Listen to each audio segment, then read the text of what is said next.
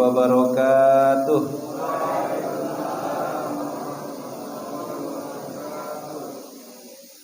Alhamdulillahirabbil alamin. Alhamdulillahilladzi alafa baina qulubina fa asbahna bi ni'matil iman wa asbahna bi ni'matil islam wa asbahna bi ni'matil ukhuwah. Segala puji hanyalah milik Allah yang telah mempersatukan hati kita dan kemudian memberikan kenikmatan iman di dalamnya. Kenikmatan kita menjadi seorang muslim dan juga kenikmatan kita Allah persaudarakan, baik itu saudara sesama muslim, saudara setanah air, maupun saudara insaniyah sesama manusia. Asyhadu an la ilaha illallah al-malikul haqqul mubin. Kita sama-sama bersaksi tiada Tuhan selain Allah yang maha benar dan nyata. Wa asyhadu anna Muhammadan abduhu wa rasuluhu shadiqul wa'dil amin. Dan kita bersaksi bahwa Nabi Muhammad adalah utusan Allah yang senantiasa memiliki sifat yang jujur dan juga benar. Allahumma salli ala Sayyidina Muhammad wa ala ali Sayyidina Muhammad wa man tabi'ahum bi ihsanin ila yaumil qiyamah. Bapak ibu hadirin rahimakumullah, yang saya hormati Ketua Masjid Nurus Saadah Pak Haji ya. Sudah diingatkan terus beberapa hari yang lalu ya, minta foto. Nyari-nyari foto baru dapat Pak Haji. Jadi alhamdulillah Allah pertemukan kita pada pagi hari ini dalam suasana yang insya Allah penuh dengan keberkahan. Insya Allah senantiasa Allah limpahkan rahmat dan kasih sayangnya kepada kita. Dan mudah-mudahan dengan nikmat-nikmat yang Allah berikan kepada kita ini menjadikan kita hamba yang tahu berterima kasih, tahu caranya kita bersyukur atas nikmat yang Allah berikan kepada kita. Dan salah satu cara yang paling sederhana mensyukuri nikmat yang Allah berikan kepada kita, nikmat kita bisa berkumpul di sini, nikmat kemudian Allah berikan kesempatan kita untuk sujud di subuh yang mulia ini. Maka salah satu caranya adalah kita terus berusaha semaksimal mungkin meningkatkan kualitas amal ibadah dan kuantitas amal ibadah kita kepada Allah Subhanahu wa ta'ala. Mudah-mudahan Allah akan berikan keberkahan di setiap ibadah kita, Pak. Ya. Karena salah satu ciri berkah hidup kita, berkah ibadah kita atau berkualitas ibadah kita adalah kita itu merasa tenang ketika kita beribadah. Salat kita itu apakah diterima atau tidak, salat kita itu apakah berkah atau tidak, maka ketika salat itu kita merasa tenang dan nyaman ketika melaksanakannya. Bukan hanya sekedar menggugurkan kewajiban saja. Ya. Kalau salat kita ya seperti dikejar musuh begitu ya. Tanpa begitu menikmati setiap kalimat dan bacaannya, maka bisa jadi ada yang salah di dalam salat kita.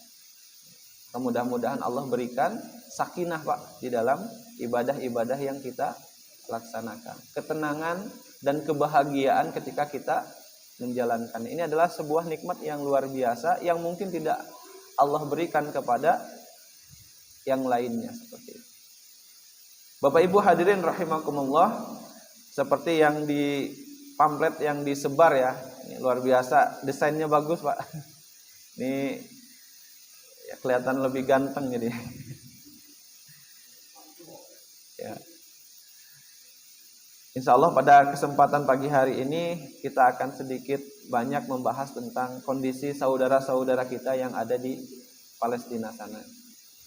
Karena bagaimanapun, sebagaimana Allah firmankan di dalam Al-Qur'an, Quran surah Al-Mulk ayat kedua, Allah katakan, A'udzubillahi samii'il 'aliim minasyaitonir rajim. Alladzi khalaqal mauta wal hayata liyabluwakum ayyukum ahsanu amala. Dialah Allah yang mencipta kematian dan kehidupan untuk menguji di antara kamu sekalian siapakah yang paling baik amalannya. Maka kondisi kita hari ini di Indonesia yang aman maupun kondisi saudara-saudara kita yang ada di Palestina sana, ya, dengan kondisi yang begitu luar biasa, ini adalah ujian yang Allah berikan kepada kita semua. Apakah dengan ujian tersebut menjadikan kita sebagai seorang hamba yang peduli dengan kondisi saudara-saudara kita yang ada di sana? La yu'minu ahadukum hatta yuhibbu li akhihi fa yuhibbu li nafsi.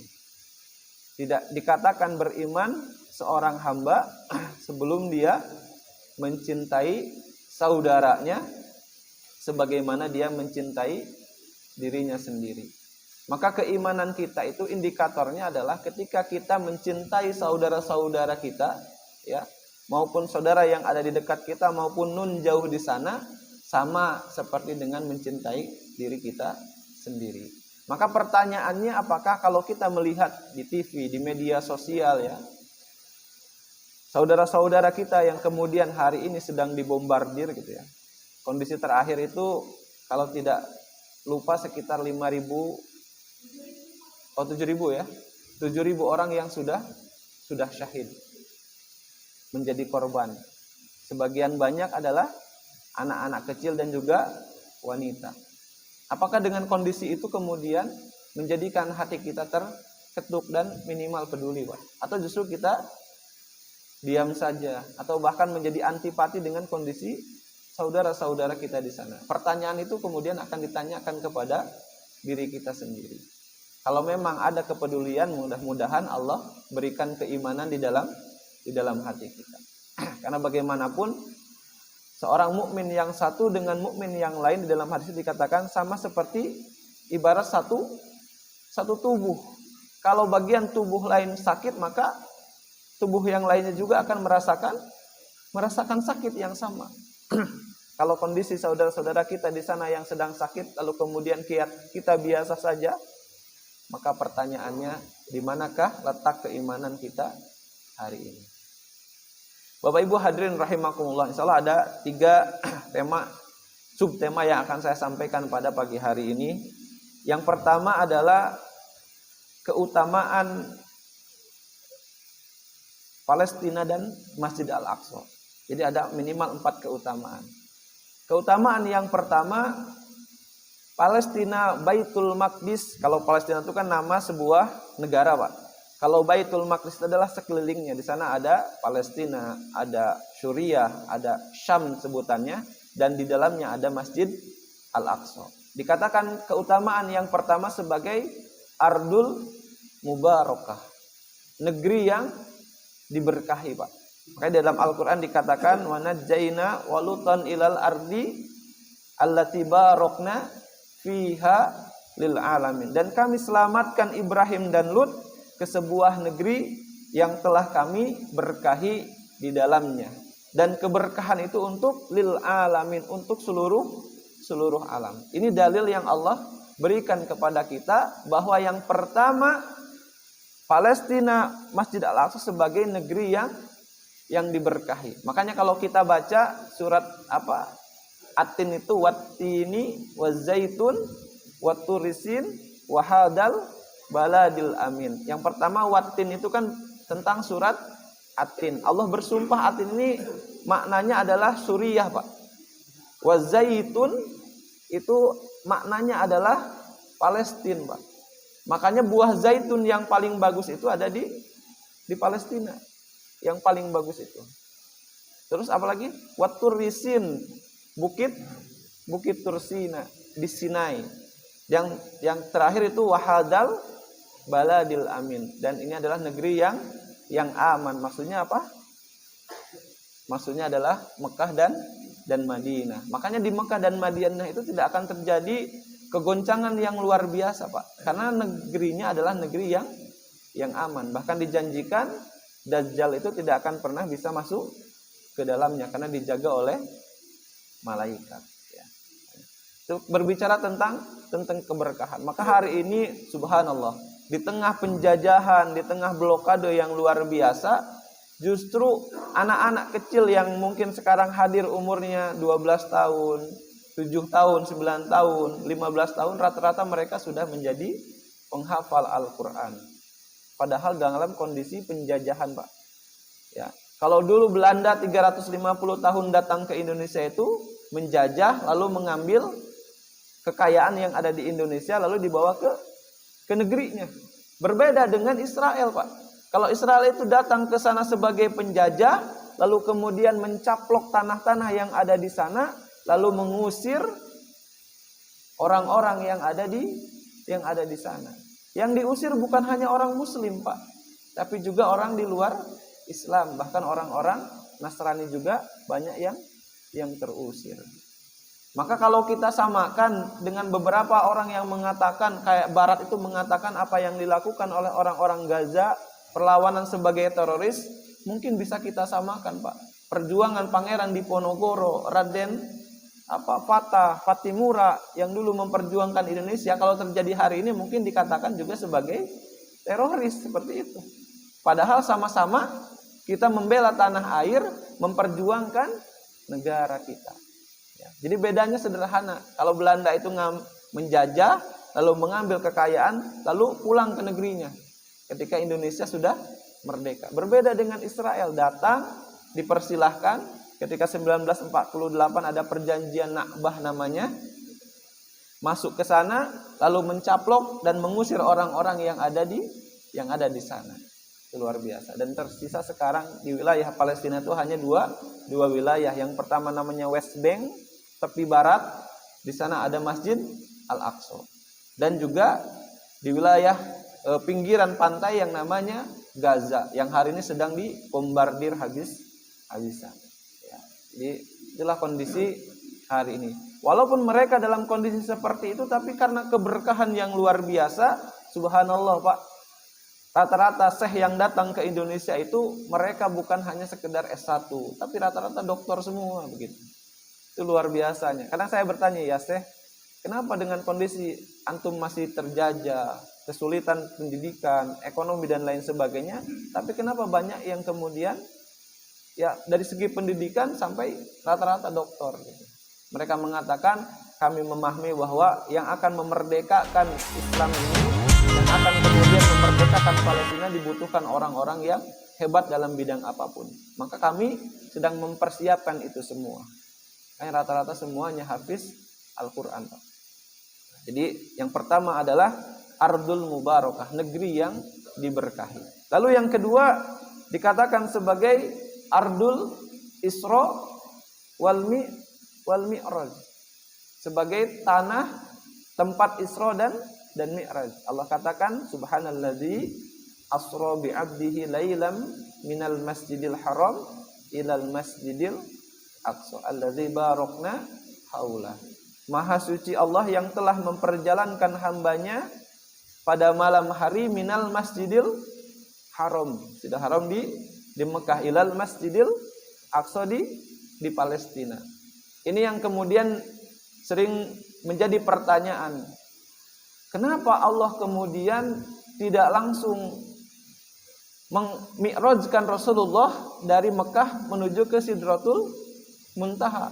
Pertanyaannya, kenapa harus ke Masjid Al-Aqsa dulu, baru kemudian menuju ke Sidratul Muntaha? Ini mengandung makna bahwa Masjid Al-Aqsa adalah merupakan masjid yang memiliki kedudukan yang sama dengan Masjidil Haram.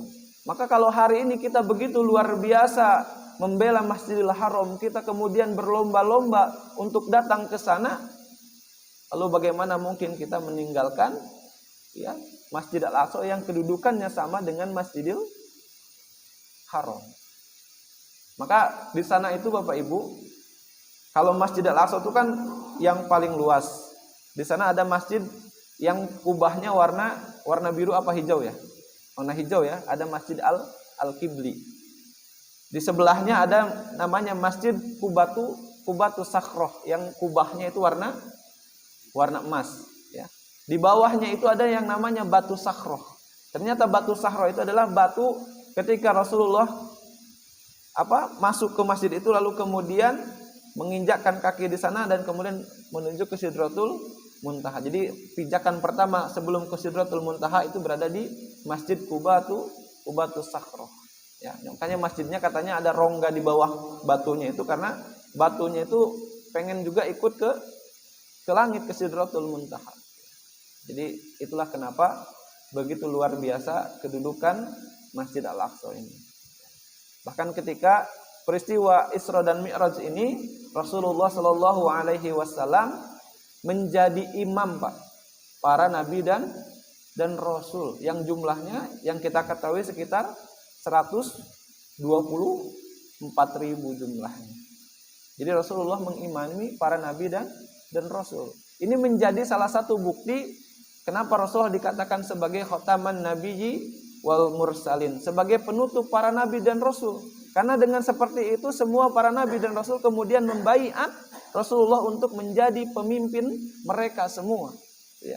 Makanya ini salah satu hujah sebenarnya Islam sebagai agama yang sempurna dan paripurna. Karena para nabi dan rasul kemudian diimami oleh Rasulullah Shallallahu Alaihi Wasallam. Ya, wallahu alam, saya belum menemukan dalilnya apakah sebelum naik ke Sidratul Muntaha apa ketika sudah turun dalam waktu fajar begitu ya. Masih menjadi perdebatan. Bapak Ibu rahimakumullah. Lalu yang ketiga dikatakan sebagai Ardul Anbiya wal Mursalin. Tanahnya atau buminya para nabi dan rasul, ya. Hampir dicatatkan sekitar 10 orang nabi dan rasul lahir dan kemudian berdakwah di sana.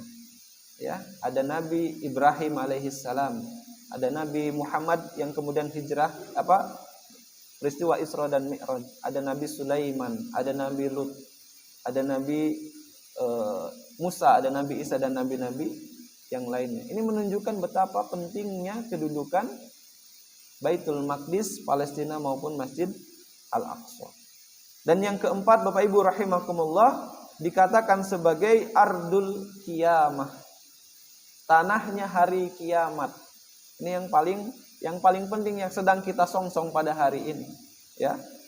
Di dalam Al-Qur'an surat Al-Qaf ayat ke-40 dikatakan wastami yauma yunadil munadi mim makanin qarib. Dengarlah ketika para penyeru menyeru kalian mim makanin qarib, dari tempat yang dekat. Jadi ketika hari kiamat itu, Pak, kita kan dimatikan semua, Pak, ya. Semuanya mati, semua makhluk hidup itu. Kemudian diserulah oleh para malaikat mim makanin qarib, dari tempat yang dekat. Para ulama menafsirkan tempat yang dekat itu adalah Baitul Maqdis. Jadi salah satu tempat yang akan tetap ada sampai hari kiamat, yang kemudian akan kita datangi entah ketika kita hidup atau di hari kiamat kelak, itu adalah Baitul Maqdis, Pak. Ya. Maka bagaimana mungkin kita tidak peduli dan membela Baitul Maqdis dan juga Masjid Al-Aqsa, ya. Bahkan dikatakan Malhamah Kubro. Malhamah Kubro itu adalah perang besar, perang akhir zaman. Orang barat nyebutnya apa? Armageddon, perang akhir zaman, perang besar-besaran yang akan menghabiskan semua teknologi, ya. Bahkan hingga akhirnya yang tersisa hanya perang-perang dengan alat konvensional, panah, pedang, semuanya itu akan digunakan lagi. Itu terjadi pusatnya di Baitul Maqdis, Pak. Ya. Taifah Mansur, orang-orang yang Allah berikan pertolongan yang akan membela Islam ini, semuanya ada di Baitul Maqdis. Makanya di dalam hadis-hadis yang kemudian sahih dikatakan bahwa orang-orang yang keimanannya itu teruji, itu mereka adalah orang-orang yang tinggal di Syam. Wilayah Syam itu kan Suriah, termasuk juga Palestina, ya. Jadi orang-orang yang keimanannya kokoh. Makanya dikatakan sebagai Ardul Ribat, Pak. Sebagai tempat kemudian melakukan ribat, penjagaan. Bahkan di dalam hadis dikatakan Rasulullah SAW mengatakan tidak akan ada akan ada suatu masa yang kemudian umat Islam akan membunuh orang-orang Yahudi. Lalu kemudian mereka bersembunyi di balik bangunan, di balik pepohonan, ya. Ila sajaratul apa? Kemudian mereka akan mengatakan faktulhu, bunuhlah Yahudi ini, mereka ada di belakangku. Ila sajaratul gorgot, kecuali yang namanya pohon gorgot. Itu adalah pohonnya orang-orang Yahudi. Makanya menurut informasi hari ini orang-orang Israel itu, orang-orang Yahudi yang ada di sana sedang menanam pohon gorgot secara besar-besaran, Pak, ya. Jadi pohon gorgot itu pohon yang bentuknya kayak rimbun kayak gitu. Itu sedang mereka tanam besar-besaran. Mereka juga percaya dengan hadis ini, bahwa kelak mereka akan dibunuh oleh umat Islam dan mereka bersembunyi di belakang, di bawah pohon gorgot. Dikatakan sebagai, itulah mengapa dikatakan sebagai ardul kiamah, buminya, tempatnya kiamat. Karena kelak kemudian perang akhir zaman itu ada di sana pusatnya ketika dipimpin oleh Imam Mahdi, ya. Dan kemudian Nabi Isa juga akan turun di daerah Damaskus, yang dikatakan sebagai masjid bermenara putih. Nabi Isa akan turun di sana, lalu kemudian akan membunuh Dajjal di tempat yang namanya kota Lot. Ya, Dajjal akan dibunuh di sana. Jadi itulah mengapa dikatakan sebagai ardul kiamah. Termasuk yang kelima adalah dikatakan sebagai Masjid Al-Aqsa memiliki beberapa keutamaan.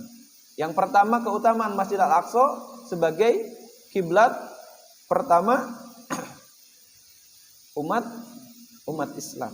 Rasulullah Shallallahu Alaihi Wasallam berkiblat ke Masjid Al-Aqsa itu sekitar 16 sampai 17 bulan lamanya. Qad nara taqalluba wajhika fis sama'i fala nuwalliyanaka kiblatan tardoha fawali wajhaka satral masjidil haram. Kami melihat wajahmu sering menengadah ke langit. Jadi Rasulullah itu sering menengadah ke langit dengan perasaan, dengan angan-angan agar kiblat itu digeserlah ke Masjidil Haram.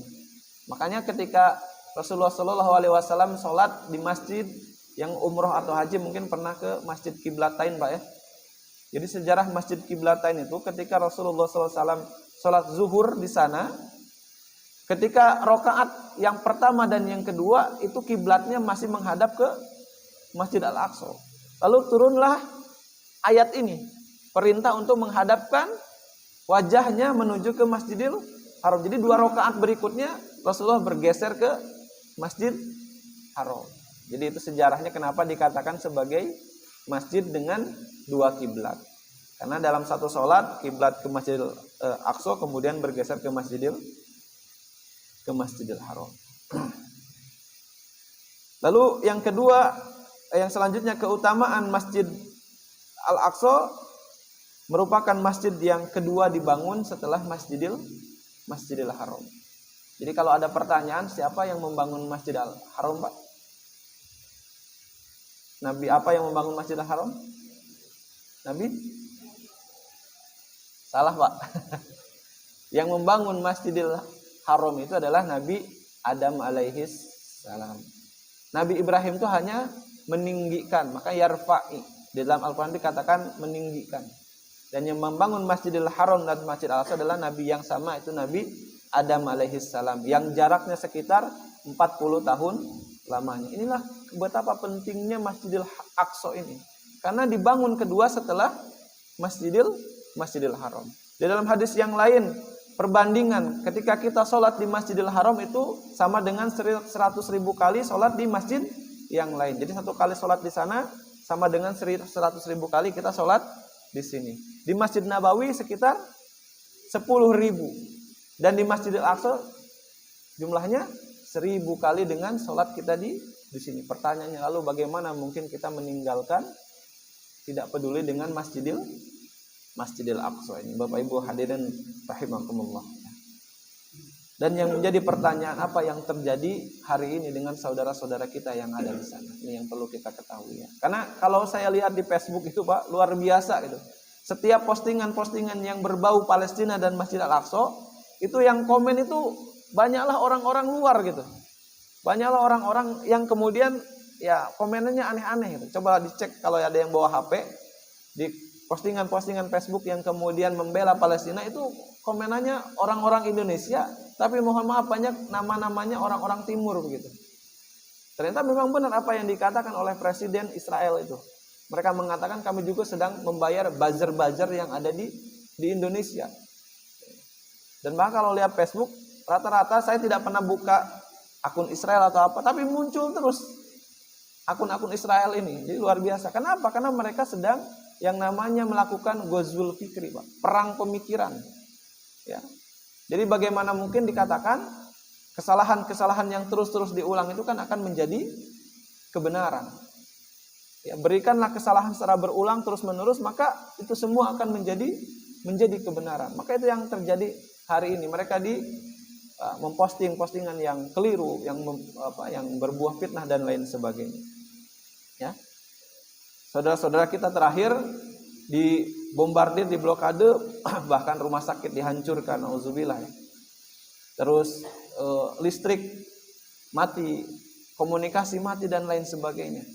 Kondisi saudara-saudara kita yang ada di sana. Bahkan bantuan-bantuan yang sudah disiapkan semuanya harus tertahan di benteng Rafah, perbatasan antara Mesir dan Gaza. Ini luar biasa, sudah diperangi, sudah dibunuh. Mau ada yang mengirimkan bantuan, ditahan juga. Bahkan negara-negara di luar sana yang kemudian menyuarakan kemanusiaan hari ini banyak yang diam, Pak. Termasuk negara-negara yang ada di sekeliling Palestina tersebut. Ada yang bertanya, kan Palestina itu negara Palestina itu dikelilingi oleh negara-negara Islam. Ya. Di bagian bawah itu dekat dengan Mesir. Atas itu ada Suriah, ada Libanon. Ke pinggir sebelah kanan ini dekat dengan Arab Saudi, Pak. Ya. Kenapa nggak dibombardir saja katanya? Ya, negara-negara Islam bersatu, hancurkan saja, mungkin tidak akan lama hancur, Pak. Ya, dikeroyok hancur.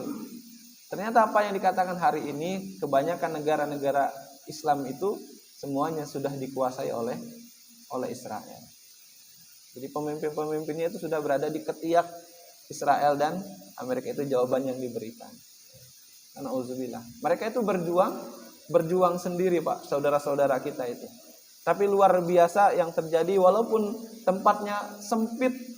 Gaza itu kan sebuah kota, tempatnya sempit, nggak terlalu lebar, tapi begitu luar biasanya perjuangan mereka. Sampai 7 Oktober itu kan ribuan roket diluncurkan sampai kemudian bisa menembus Iron Dome yang kemudian ada di Israel sana. Mudah-mudahan ini adalah salah satu bentuk ya perjuangan dan kemerdekaan yang akan Allah berikan kepada kita semua. Ya, bahkan termasuk kata Bapak tadi, kondisi Gaza sekitar 7.000 orang yang sudah syahid. Masjid Al-Aqsa hari ini masjidnya umat Islam, Pak. Tapi sepenuhnya dikuasai oleh orang Israel. Bapak, Ibu kalau ada umroh yang kemudian umrohnya plus Al-Aqsa, itu kita bisa masuk ke Al-Aqsa, bisa, Pak. Tapi nama-namanya yang agak aneh, yang agak Islami itu agak dipersulit. Ya, misalkan Muhammad apa itu agak dipersulit masuk ke sana. Tapi nama-namanya yang agak nama-nama barat, nama-nama Indonesia gitu, termasuk nama saya Hendro, mungkin mudah masuk ke sana itu. Tapi nama-namanya nama yang Islami itu agak sulit masuk ke sana, walaupun bisa memang. Ya, bahkan ada yang tertahan. Apa yang terjadi di sana, Pak? Kita boleh masuk, tapi menggunakan visanya Israel. Jadi bayar sepenuhnya itu, uang kita itu diberikan kepada orang-orang Israel. Kita masuk ke sana beli apapun, itu semuanya kita bayar ke orang Israel sebenarnya. Bukan untuk orang-orang Islam yang ada di sana. Jadi kondisinya hari ini. Bahkan di bawah Masjid Al-Aqsa itu dibuat terowongan air. Itu bahkan beberapa sisinya sudah banyak yang retak. Pertanyaannya, kenapa Israel itu kan sudah menguasai Al-Aqsa? Kalaupun memang mau menghancurkan, kenapa nggak dihancurkan langsung seperti itu? Ternyata mereka nggak mau. Kalau Masjid Al-Aqsa mereka hancurkan, pasti umat Islam akan marah di seluruh dunia. Makanya dibuat konspirasi di bawahnya itu, di bawah masjid ini dibuat terowongan-terowongan. Sehingga kalau ada gempa yang kekuatannya agak besar sedikit, amrupa. Tujuannya mereka apa? Mereka ingin membangun yang namanya Temple Solomon, Kuil Sulaiman. Temple of Solomon. Mereka sedang membangun Kuil Sulaiman. Tujuannya apa? Untuk menyambut yang namanya Al-Masih Ad-Dajjal. Ya, menyambut penyelamat mereka yang namanya Dajjal. Jadi mereka sedang mempersiapkan. Makanya ada dialog antara Rabi Yahudi dengan presidennya. Apa yang engkau lakukan hari ini belum saatnya untuk menyambut Dajjal. Karena belum benar-benar menghabiskan tanah di sana, belum benar-benar membombardir rakyat-rakyat Palestina yang ada di sana. Jadi tujuannya itu, Pak. Mereka ingin membangun Temple Sulaiman atau kuil Sulaiman yang ada di sana. Maka bayangkan, ya. Bahkan di sekitar saya lupa ya tahunnya, Perdana Menteri Israel yang perempuan pernah membakar mihrab yang ada di Masjid Al-Aqsa. Dia bakar mihrab itu, lalu kemudian dia katakan, selama 3 hari saya tidak bisa tidur, katanya. Selama 3 hari saya khawatir. Khawatir kenapa? Takut karena apa yang saya lakukan membakar mihrab ini, umat Islam di seluruh dunia akan marah. Negara-negara Islam akan datang ke Israel dan kemudian menyerang Israel. Saya tunggu selama 3 hari, kata dia. Tetapi setelah 3 hari ternyata Israel masih aman-aman saja. Berarti saya sedang berhadapan dengan umat Islam yang sedang tidur. Ya. Jadi kalaupun hari ini kita kemudian tidak pernah bisa membela dan lain sebagainya, sama seperti yang dia katakan bahwa kondisi hari ini umat Islam sedang tertidur. Bapak Ibu rahimakumullah. Itulah kondisi saudara-saudara kita yang ada di sana. Lalu kenapa kita harus membela Palestina dan Masjid Al-Aqsa? Yang pertama ini adalah panggilan keimanan, Pak. Seperti yang saya tadi katakan, la yu'minu ahadukum hatta yuhibbu li akhihi fayuhibbu li nafsi. Panggilan keimanan bahwa mereka adalah saudara-saudara kita yang sedang menjaga masjid kita. Masjid yang kemudian betapa pentingnya bagi peristiwa Isra dan Mi'raj. Masjid yang kedua dibangun oleh Allah Subhanahu wa taala melalui Nabi Adam alaihissalam. Mereka sedang menjaga itu semua, Pak. Mereka bergiliran menjaga itu. Karena apa? Karena kalau tidak dijaga khawatir Masjid Al-Aqsa akan diruntuhkan atau dihancurkan. Yang pertama adalah panggilan keimanan. Yang kedua adalah panggilan konstitusi, Pak. Ya. Membela Palestina itu semuanya disahkan dalam undang-undang kita. Dalam pembukaan undang-undang kan jelas. Kemerdekaan abadi adalah hak segala bangsa, begitu. Bahkan salah satu presiden pertama kita mengatakan sebelum Palestina merdeka maka Indonesia akan tetap berdiri tegak memperjuangkan kemerdekaan bangsa Palestina.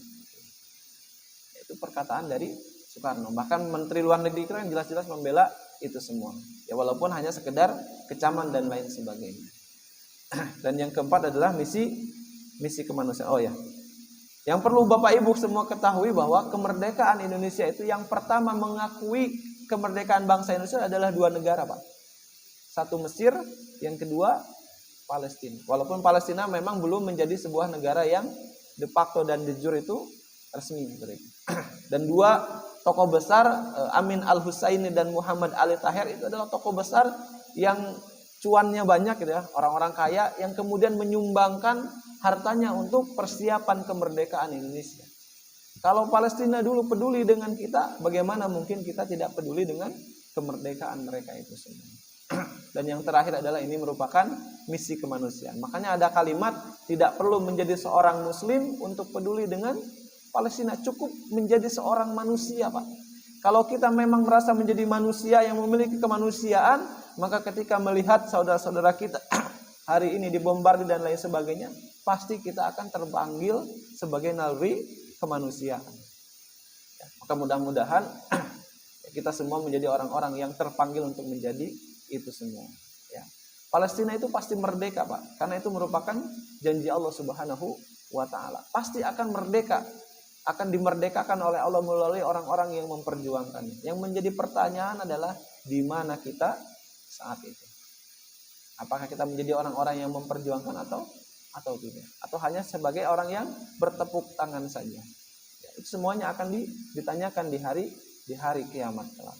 Bapak Ibu rahimakumullah, itu beberapa hal yang saya sampaikan terkait saudara-saudara kita yang ada di Palestina dan mengapa kita harus membela dan memperjuangkan Palestina dan Masjid Al-Aqsa. Apa yang harus kita lakukan? Pertama, minimal kalau kita punya harta yang lebih kita bantu. Yang kedua yang paling penting Pak, menyebarkan informasi yang benar Pak. Ya, menyebarkan informasi yang benar. Kalau punya media sosial ada informasi tentang Palestina, disebarkan seluas-luasnya. Karena itu yang paling penting saat ini. Ya, Israel itu sedang membangun, ya, menguasai media dan lain sebagainya agar informasi yang benar tidak muncul.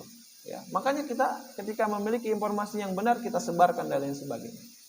Dan yang terakhir adalah kita memberikan doa yang terbaik untuk saudara-saudara kita yang ada di sana. Karena bagaimanapun kita di sini, kita tetap akan ke sana. Entah ketika di dunia ini atau kelak di hari kiamat. Wallahu a'lam bishawab. Silakan Pak kalau ada yang ingin ditanyakan. Itu bahwa umat Islam itu akan membunuh orang-orang Yahudi dan mereka akan bersembunyi di belakang bebatuan dan pepohonan. Memang benar bersembunyi di belakang bebatuan dan pepohonan. Tapi bebatuan dan pepohonan itu akan mengatakan faktulhu, di belakangku ada Yahudi, maka bunuhlah. Ila sajaratul gorgot, kecuali pohon gorgot. Pohon itu tidak satu-satunya pohon yang akan melindungi Yahudi dan tidak akan berbicara kecuali pohon gorgot ini, Pak. Kalau batu dan pohon yang lain itu berbicara, ila sajaratul gorgot, kecuali pohon gorgot. Karena pohon gorgot ini pohonnya orang-orang Yahudi, mereka tidak akan berbicara. Kalau batu dan pepohonan yang lain akan mengatakan di belakangku ada Yahudi, faktulhu, bunuhlah, seperti itu. Itu mungkin terjadi ketika yang namanya Malhamah Al-Kubra, perang akhir zaman itu, ketika dipimpin oleh Imam Mahdi. Wallahu a'lam bishawab. Ada lagi Pak, silakan.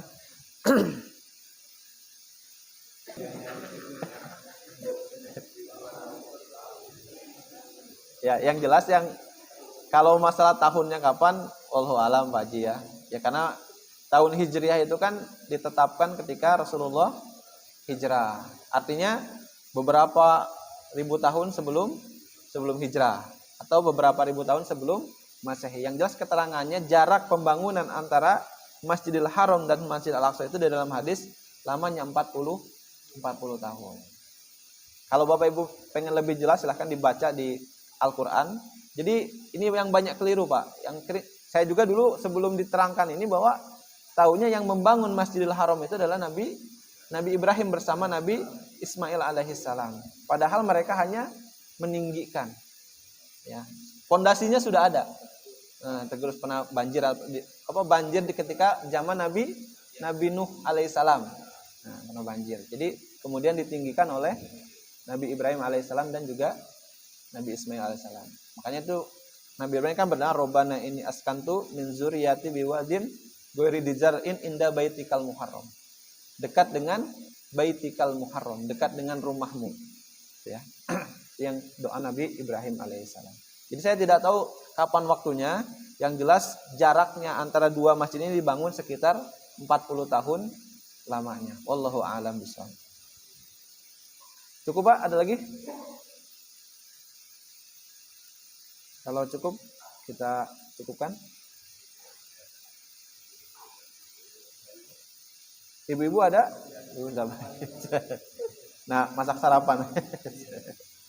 Baik Bapak Ibu, mari kita sama-sama menengadahkan tangan, kita berdoa untuk saudara-saudara kita yang ada di Palestina, di Gaza, dan juga di Masjid Al-Aqsa. A'udzubillahi minasyaitonirrajim. Bismillahirrahmanirrahim. Alhamdulillahirabbil alamin. Hamdan syakirina hamdan na'imin. Hamdan yu'afi ni'amahu wa yukafi'u mazidah. Ya Rabbana lakal hamdu kama yanbaghi li jalali wajhikal karim wa 'azimi sultanik.